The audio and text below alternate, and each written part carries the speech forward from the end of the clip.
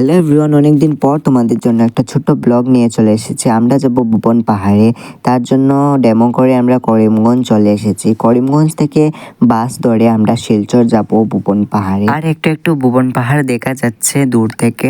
তারপর আমাদের অনেকটা দূর ভুবন পাহাড়ের, অনেকটা দূরে বাস থেকে নামিয়ে দিয়েছে, কারণ এত দূর গাড়ি যাবে না। তারপর আমরা ভুবন পাহাড়ের নিচে এসেছি, আর ওখানে দেখছি খাওয়া দাওয়ার ব্যবস্থা করা হয়েছে। তো আমরা খাওয়া দাওয়ার পর লাঠি নিয়ে আমরা ভুবন পাহাড়ে ওঠার জন্য প্রস্তুত হচ্ছি, এবার উঠছি।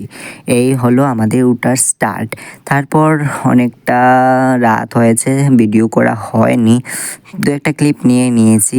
আর এই দেখো মন্দিরে চলে এসেছি। ভুবন পাহাড়ে এখনও উঠিনি, অর্ধেক মাঝামাঝি একটা মন্দির, নাগা মন্দির, ভৈরব মন্দির, ওখানে আমরা গিয়েছি।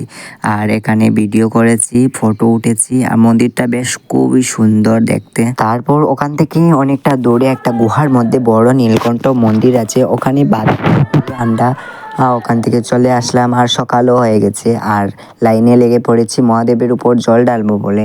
তারপর জল ঢালার পর আমরা এবার পাহাড় থেকে নিচে নামছি। আর অনেকটা দূর, তার জন্য মুখ নাক সব কিছু দেখে আমরা এবার নামছি।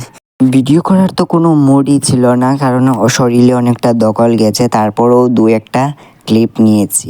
আর পাহাড়ের অনেকটা নিচে, পুরোপুরি নিচে নেমে এসেছি। আর এদিকে অনেকটা গাড়ি দেখে তো মাথা ঘুরছে।